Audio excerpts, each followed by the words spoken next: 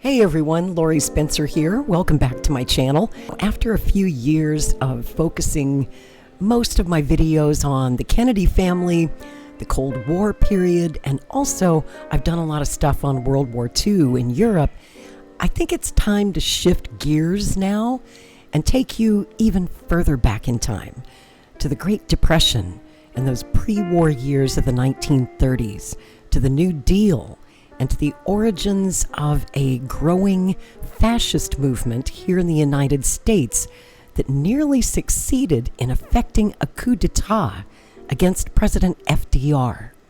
In this new history book club, we will be reading and discussing The Plot to Seize the White House. It's a little known and utterly shocking true story of the fascist plot to overthrow President Franklin Delano Roosevelt, and how one brave Marine, Major General Smedley Butler, saved American democracy. It was originally published in 1973. An updated second edition was released by Skyhorse Publishing in 2007.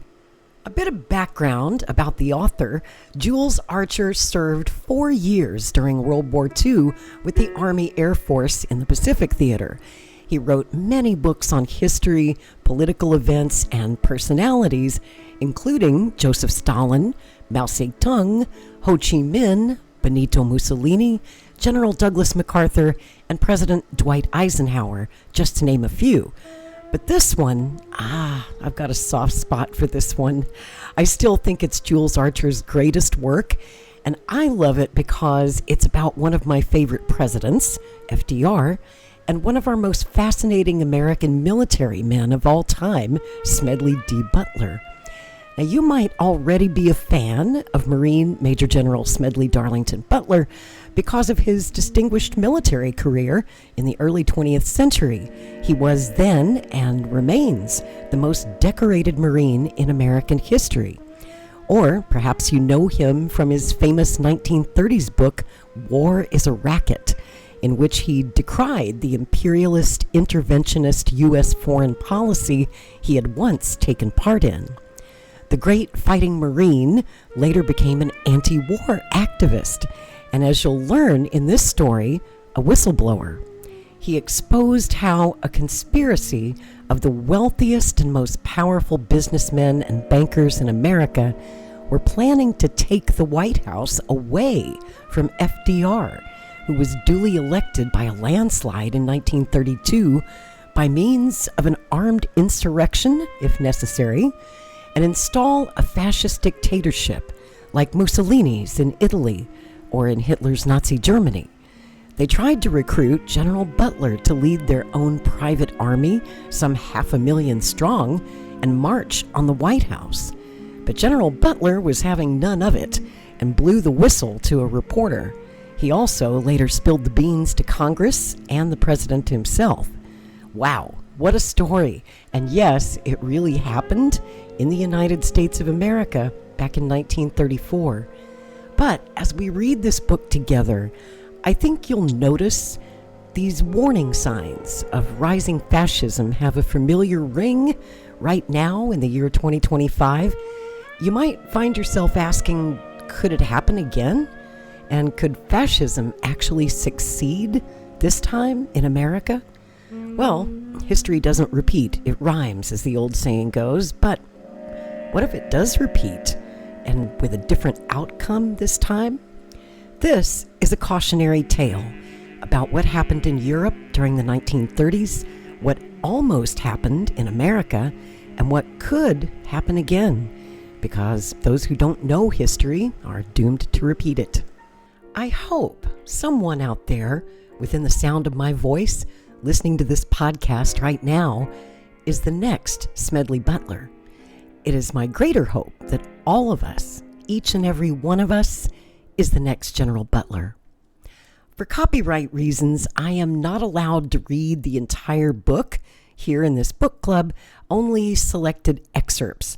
So I encourage you to please buy this book and follow along with me in the text as we go. A good chunk of the book is actually a biography of Smedley Butler, so I'm going to largely skip over those chapters, because I just want to focus on the story of the coup plot itself. But if you're interested to learn more about the amazing life and times of Major General Smedley Butler, there have been a lot of good biographies written about him.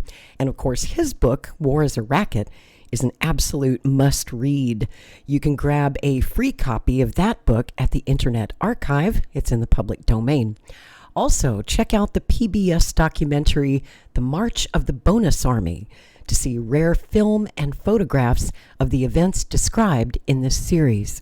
I'd like to start us off in episode 1 with a famous quote from General Butler when the business oligarchs tried to recruit him to lead their American Gestapo.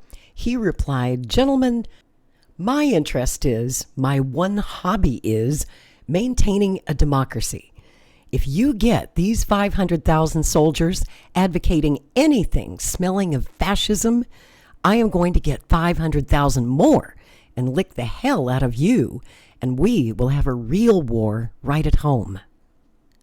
So we're going to dive in with the introduction, which was written by Anne C. Vinson. She is the author of a great book about General Butler, simply called General Smedley Darlington Butler. Introduction. Few, if any, events jeopardized the stability of the United States more than the Great Depression, which dominated the entire decade of the 1930s. Bread lines, bank failures, tramps riding the rails, the Dust Bowl, hopeless Okies praying they'd find work in California, and suicides from Wall Street skyscrapers were all realities of the era. The crash of Black Thursday, October 29, 1929, was no respecter of class. Everyone was affected, from Main Street to the main line. In July 1932, veterans of World War I, desperate for the bonus promised to them at the close of the conflict, but not payable until 1945, marched on Washington to demand an early payout. President Herbert Hoover, the same man who fed starving children in Belgium during World War I and brought aid to a devastated Europe after the Great War, seemed helpless in the face of such unprecedented economic devastation. The election of Franklin Delano Roosevelt in 1932 brought a new approach, a New Deal, aimed at pulling the country back from the edge of the abyss. FDR's programs, which he set into motion in the famous first 100 days, included a bank holiday to determine the solvency of the remaining institutions, as well as establishment of the FDIC and the SEC. At that time, these programs seemed quite literally revolutionary as they placed unmatched oversight on economic institutions. However, it was the president's desire to abandon the gold standard that stunned both the super rich, who had felt fairly insulated from the Depression, and a significant number of average Americans who believed that Roosevelt was flirting with Bolshevism. The U.S. was not alone in its economic desperation. Governments the world over were collapsing, often replaced with equally feeble regimes which just offered more of the same. The only nations which seemed to provide a degree of order and stability for their people were Italy and Germany, but they were under the thumb of fascist dictatorships. In the early days of both regimes, outsiders only saw improved employment figures and growing economies. Opponents of Roosevelt's New Deal began to wonder if they might find a man on horseback who could rally a force to oust the administration and replace it with a regime similar to Italy's corporate state. Nothing like that had ever happened in U.S. history, but conditions had never been so bad. The conspirators faced two questions. Where would they find such a man, and where would he find his troops? Thoughts immediately turned to the 20,000-man bonus army, veterans who knew how to fight and had already expressed their desperation and extreme discontent with the status quo. Would they be enough? Probably not. However, the recently founded American Legion, with over 500,000 members, might. but it would take an extraordinary event or individual to persuade them to actually take up arms against the country which they had fought for in the trenches of the Western Front. The leader would have to be charismatic and utterly fearless, a soldier's general with a national reputation. Who better than retired Marine Major General Smedley D. Butler? Butler dropped out of his Quaker high school in 1898 and joined the Marines at age 16 to fight in the Spanish-American War. He prided himself on being a roughneck, happier marching with his men than walking the halls of power. Many of the veterans knew Butler from their time in France or in Nicaragua or Haiti, the Philippines, Mexico, and China, where he earned 2 Medals of Honor and countless other decorations. Still others had seen or heard him on the lecture circuit after his retirement. Butler was discontent in his own right, having been passed over for the post of Commandant of the Marine Corps in 1931. He had gradually concluded that the State Department had used his Marines in Central America to further a so-called dollar diplomacy. But most important to those considering a coup d'etat was his impassioned speech to the bonus marchers on July 19, 1932. Whipping off his jacket in the sweltering, sticky July heat of Washington, D.C., he rolled up his sleeves and stomped back and forth across the platform. In his raspy voice, with his signature staccato delivery that mimicked bursts from a machine gun, he told the marchers to follow the law, but expressed his support for their cause with the passion of a revivalist preacher and all the hells and damns of a drill sergeant. Who better to lead the ouster of FDR and the New Deal? In the pages that follow, Jules Archer weaves a tale of intrigue, secret meetings, wealthy interests who remained in the shadows, the formation of the Congressional Special Committee on Un-American Activities, the McCormick-Dickstein Committee, and an outraged general who may have been convinced that war is a racket, but would do everything in his power to expose the plotters because he believed in the Constitution and the oath he had taken to defend it. Foreword by Jules Archer. This is the true story of a remarkable American who, during the early New Deal years, was sought out by wealthy plotters in the United States to lead a putsch to overthrow the government and establish an American fascist dictatorship. According to retired Representative John W. McCormick, former Speaker of the House, if the late Major General Smedley Butler of the U.S. Marine Corps had not been a stubborn devotee of democracy, Americans today could conceivably be living under an American Mussolini, Hitler, or Franco. An ironic aspect of the conspiracy General Butler unmasked is that few Americans have ever heard about it or even know anything about the general.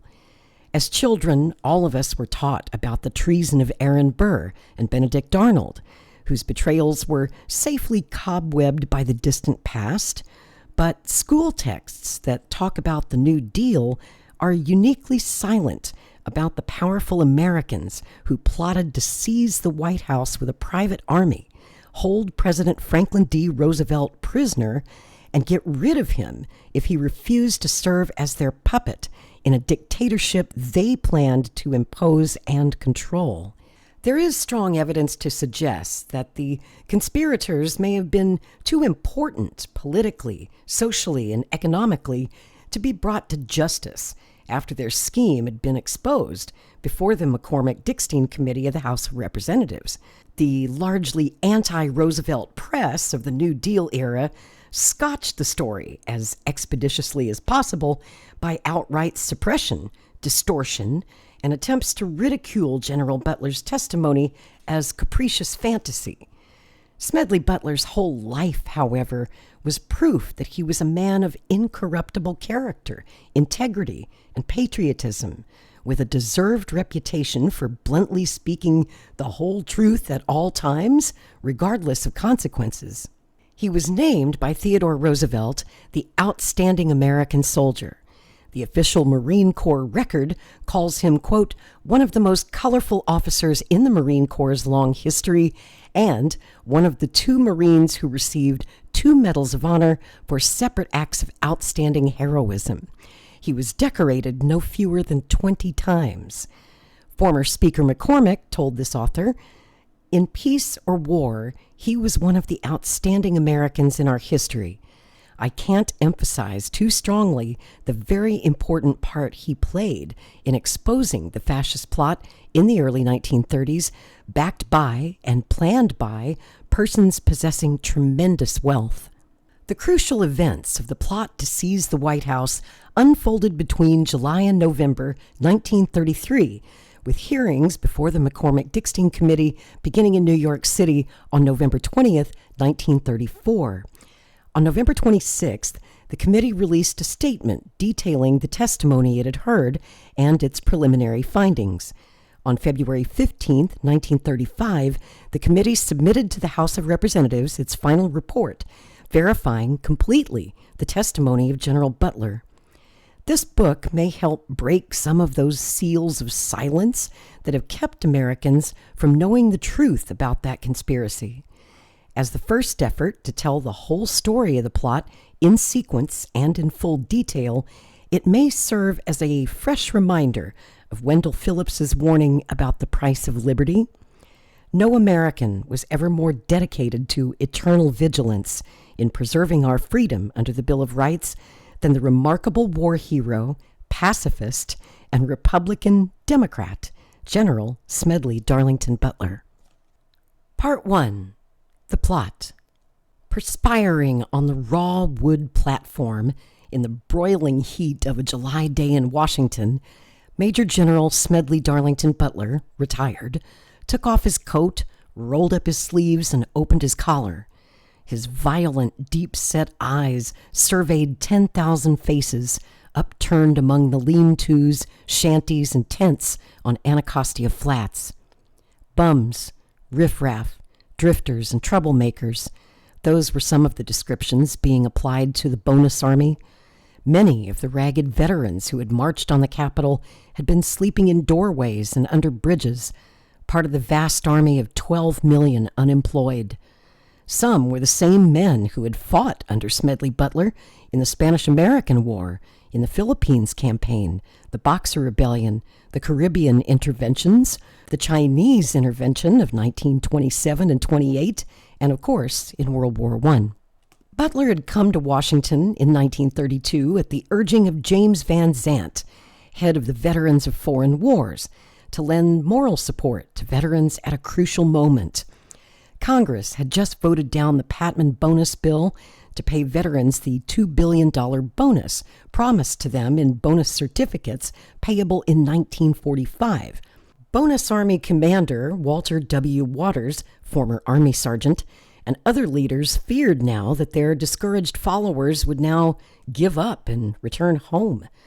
When Waters introduced Smedley Butler to the huge crowd of veterans gathered along the Anacostia River to hear him, he was greeted with an enthusiastic roar of acclaim that echoed through Washington like thunder.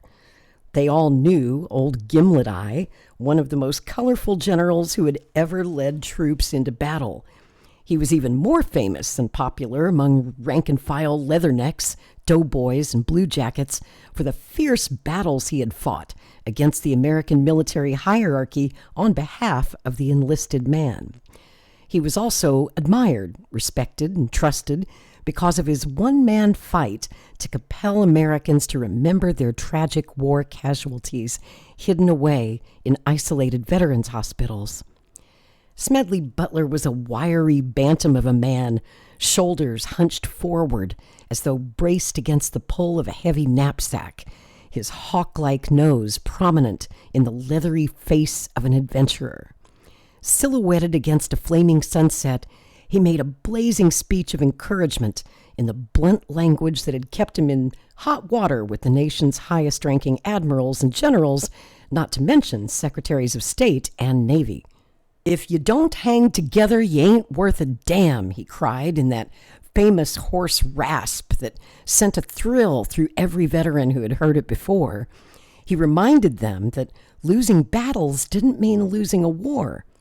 "I ran for the Senate on a bonus ticket," he said, "and I got the hell beat out of me." But he didn't intend to stop fighting for the bonus, and neither should they, he demanded, no matter how stiff the opposition or the names they were called. Makes me so damn mad a whole lot of people speak of you as tramps. By God, they didn't speak of you as tramps in 1917 and 18. No. Let me tell you something. I've been all over the world. I've seen you fellows on the streets in Washington. There isn't this well-behaved group of citizens in the world that's sitting right in this camp. Take it from me, this is the greatest demonstration of Americanism we've ever had. Pure Americanism. Willing to take this beating as you've taken it. Stand right steady. You keep every law. And why in the hell shouldn't you? Who in the hell has done all the bleeding for this country and for this law and this Constitution anyhow but you fellas? "They may be calling you tramps now," he roared, "but in 1917 they didn't call you bums. You're the best behaved group of men in this country today. I consider it an honor to be asked to speak to you. Some folks say I am here after something. That's a lie. I don't want anything." All he wanted, he told the cheering veterans, was to see that the country they had served dealt with them fairly. He concluded his exhortation by urging, "When you get home, go to the polls in November and lick the hell out of those who are against you. You know who they are. Now go to it." Afterward, he was mobbed by veterans eager to speak to him. Until 2:30 a.m., he sat sprawled on the ground in front of his tent, listening sympathetically to tales of lost jobs, families in distress, homelessness, and troublesome old war wounds. He slept for 3 hours and then woke to resume talks with the veterans. Sharing a bonus army breakfast of potatoes, hard bread, and coffee, he learned that the food was running out, and veterans were muttering about rioting against Congress, if it did. Before he left for his home in Newton Square, a small town outside of Philadelphia, he warned the bonus marchers, "You're all right so long as you keep your sense of humor. If you slip over into lawlessness of any kind, you will lose the sympathy of 120 million people in the nation." It was the government, however, that unleashed the violence. Under orders from President Herbert Hoover, General Douglas MacArthur led troops in driving the bonus army out of Washington at bayonet point and then burning down their shack towns. By August 1st, rumors spreading from the last stronghold of the veterans, an encampment at Johnstown, Virginia, indicated that the infuriated bonus marchers were determined to organize a new, nonpartisan political organization of veterans and wanted General Butler to lead it. Reporters pressed him to comment. Quote, "I have heard nothing about it at all, although I was in Washington about 2 weeks ago to address the veterans," he replied with a shrug. "I have neither seen nor heard from Mr. Waters or any of the other leaders of the bonus expeditionary force." Meanwhile, he phoned the governors of a number of states and won their agreement to provide relief for those of their veterans who wanted to return home.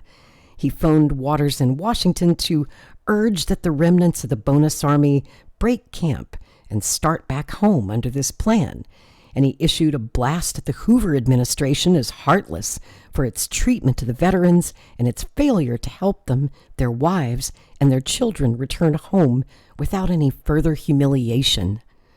That November of 1932, lifelong Republican Smedley D. Butler took the stump for Franklin D. Roosevelt and helped to turn Herbert Hoover out of the White House. Chapter 2. On July 1st, 1933, General Butler's phone rang soon after he had breakfast. Calling from Washington, an American Legion official he had met once or twice told Butler that 2 veterans were on their way from Connecticut to see him about an important matter and urged him to make time for them. About 5 hours later, hearing a car pull up into his secluded driveway, Butler glanced out the porch window. His lips pursed speculatively as two fastidiously dressed men got out of a chauffeur-driven Packard limousine. At the door, the visitors introduced themselves as Bill Doyle, commander of the Massachusetts American Legion, and Gerald C. McGuire, whom Butler understood to have been a former commander of the Connecticut Department. Butler led the visitors into his study at the rear of the house, and they took chairs opposite his desk. McGuire, who did most of the talking, was a fat, perspiring man with rolls of big jowls, a large mouth, a fleshy nose, and bright blue eyes. He began a somewhat rambling conversation during which he revealed that he too had once been a Marine with a war wound that had left a silver plate in his head. Doyle established his combat credentials by mentioning that he also had a Purple Heart. Butler's compassion for wounded veterans made him patient as McGuire encircled the subject of their visit in spirals that only gradually narrowed until their apex pierced the point. The point, it seemed, was that McGuire and Doyle, speaking for a group of influential legionnaires, were intensely dissatisfied with the current leadership of the American Legion. Considering it indifferent to the needs of rank-and-file veterans, they revealed that they hoped to dislodge the regime at a forthcoming Legion convention to be held in Chicago. They urged Butler to join them and stampede the convention with a speech designed to oust the royal family controlling the organization. Their dissatisfaction with the leadership of the American Legion did not find General Butler unsympathetic.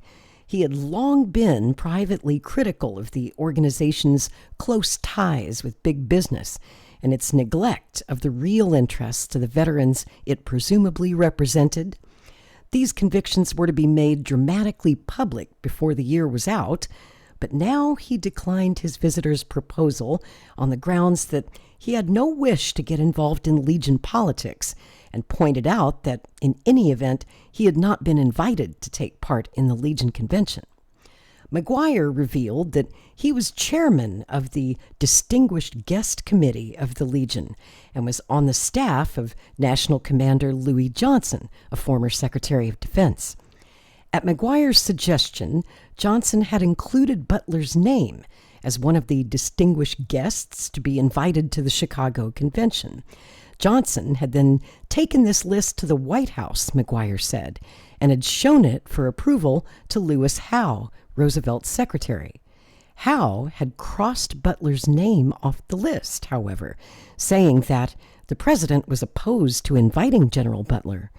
McGuire did not know the reason, but Bill Doyle assured General Butler that they had devised a plan to have him address the convention anyhow. Butler remained silent. He was used to oddball visitors who called with all kinds of weird requests. Curiosity and the leisure afforded by retirement often led him to just hear them out in order to fathom their motives. He thought about his visitors' finely tailored suits and the chauffeur-driven Packard and their claim to represent the plain soldiers of the Legion. The story about the rejection of his name on the Legion Convention guest list by the White House struck him as more than peculiar, in view of the fact that the president had gratefully accepted his campaign help in a Republicans for Roosevelt drive 8 months earlier. Why should FDR suddenly be so displeased with him? It crossed his mind that the purpose of the story, true or false, might be intended to pit him against the Roosevelt administration for some obscure reason. Keeping his suspicions to himself, he heard out his visitors in hope of learning why they were so anxious to use him. His disappointed visitors took their leave, but asked permission to return in a few weeks. Chapter 3. A month later, Doyle and McGuire returned. Without waiting to inquire whether Butler had changed his mind, McGuire quickly informed him that there had been a change of plans. McGuire outlined a new plan in which Butler would gather 200 or 300 legionnaires and take them to Chicago on a special train. They would be scattered throughout the audience at the convention, and when Butler made an appearance in the spectators' gallery, they would leap to their feet, applauding and cheering wildly. The proceedings would be stampeded with cries for a speech that would not die down until Butler was asked to the platform. Incredulous at the audacity with which this scheme was being unfolded to him, Butler asked what kind of speech his visitors expected him to make. McGuire produced some folded typewritten pages from an inside jacket pocket. They would leave a speech with him to read. McGuire urged General Butler to round up several hundred legionnaires, meanwhile, to take to Chicago with him. Holding on to his fraying temper, Butler pointed out that none of the legionnaires he knew could afford the trip or the stay in Chicago. McGuire quickly assured him that all of their expenses would be paid.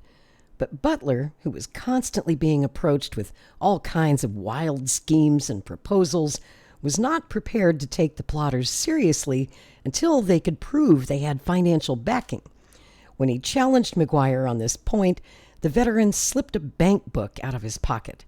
Without letting the name of the bank or the account be seen, he flipped over the pages and showed Butler 2 recent deposits, one for $42,000 and a second for $64,000 for expenses.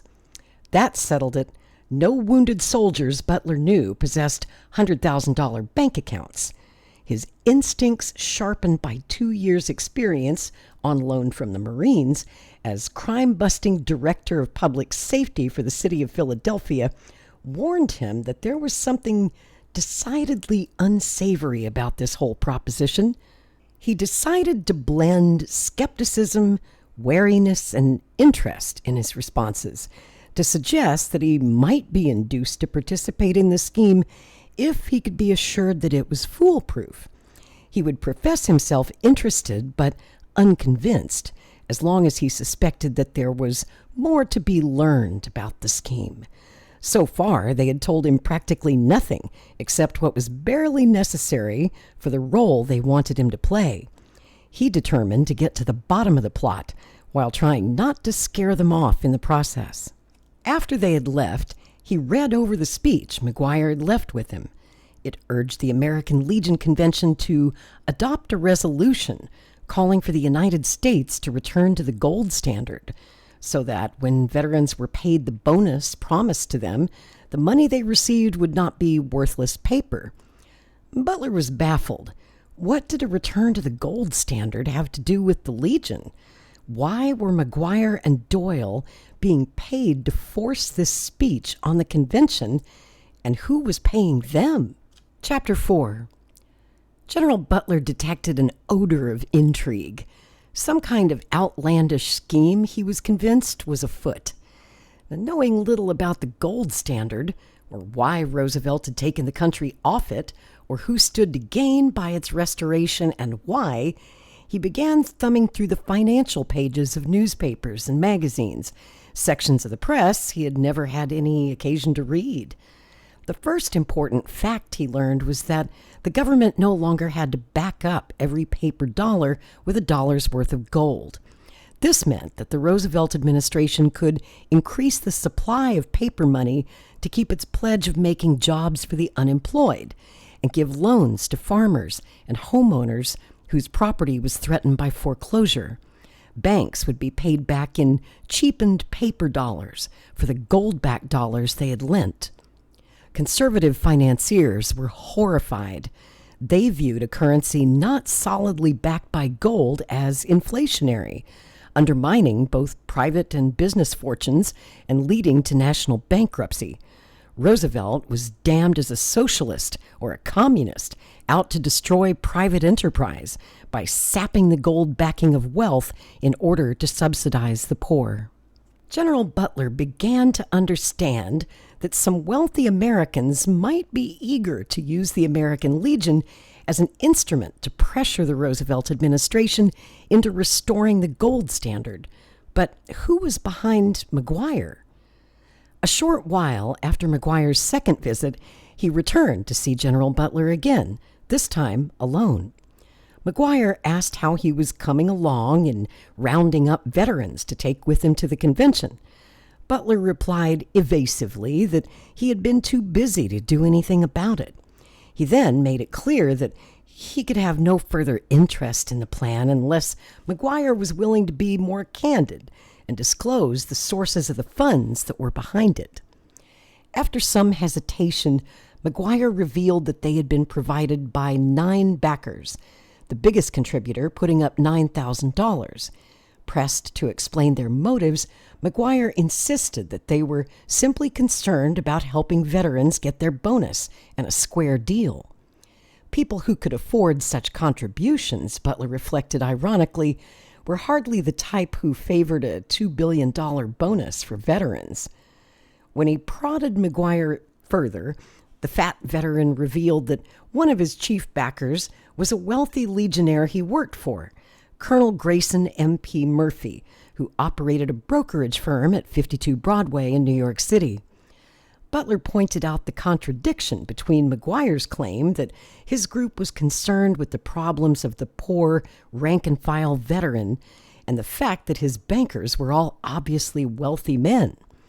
McGuire simply shrugged and frankly admitted that as far as he personally was concerned, he was primarily involved in the transaction as a businessman and was being well taken care of for his efforts. It would be equally profitable for General Butler, he hinted, if the general were disposed to cooperate.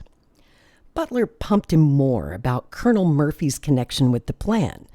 Murphy, McGuire revealed, was one of the founders of the American Legion and had actually underwritten it with $125,000 back in 1919 to pay for the organizational field work. He had been motivated by a desire to see the soldiers cared for, he said. That was too much for Butler, who sardonically pointed out that wealthy men had been using the Legion ever since to break strikes. McGuire hastily assured him that Murphy had nothing to do with that aspect of the organization. When Butler questioned Murphy's motive in wanting the gold standard speech made at the convention, McGuire explained that he and the other backers simply wanted to be sure that the veterans would be paid their bonus in sound gold-backed currency, not in rubber money. He showed Butler several checks for large amounts signed by Murphy and by 2 other men, Robert S. Clark and John Mills. Clark's name rang a bell with Butler. He had known a second lieutenant, Robert S. Clark, in China during the Boxer campaign, who had been called the Millionaire Lieutenant. The money, McGuire said, would be used to open an expense account for General Butler in Chicago. He hoped that the general would now get busy rounding up veterans to take to the convention. Butler still remained non-committal. He intended to procrastinate for as long as he could, continuing to pump McGuire until he had enough information to make a complete report to the government. The president, he felt, ought to know what schemes his rich opponents were up to overturn his New Deal policies.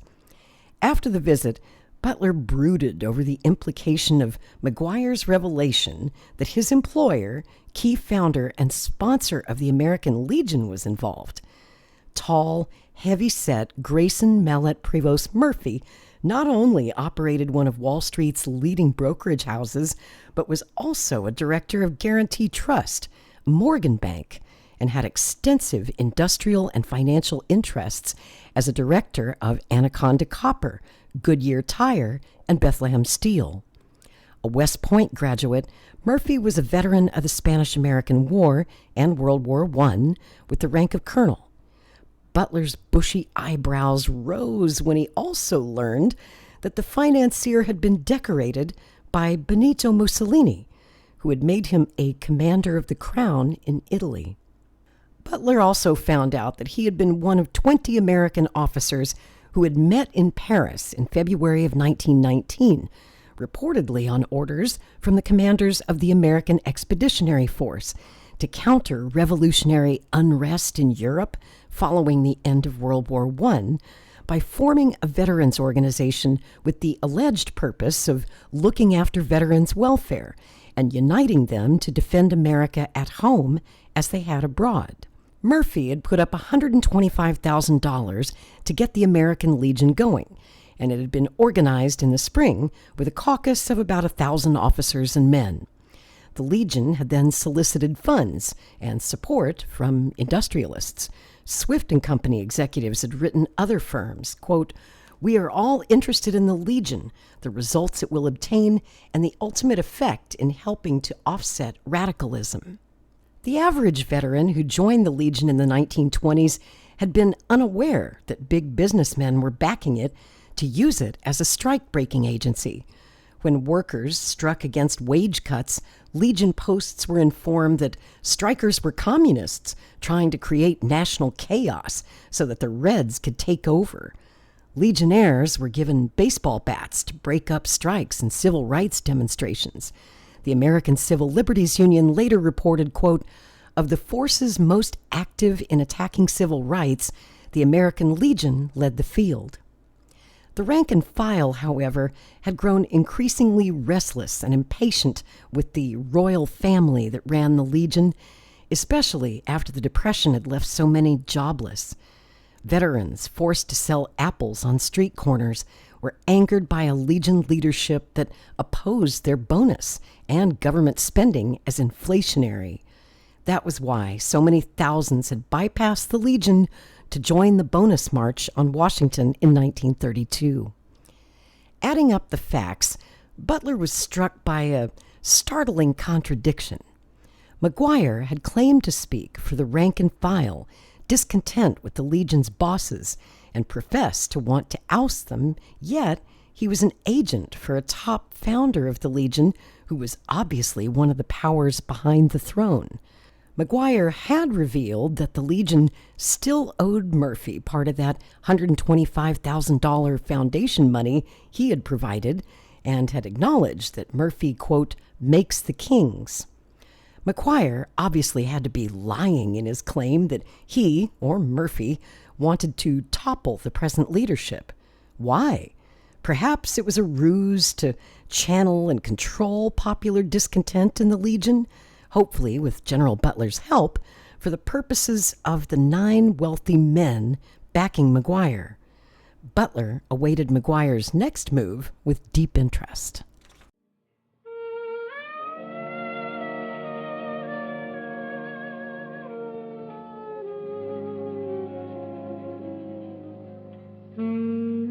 And I think I will leave it there for this episode of the Book Club, episode 1. We got through the introduction, the foreword, and the first 4 chapters. So we will be back with another episode. I hope you're enjoying this as much as I am. What a great story. I will see you back here for episode 2 of The Plot to Seize the White House, the shocking true story of the conspiracy to overthrow FDR. Till next time, I'm Lori Spencer. Thanks for listening.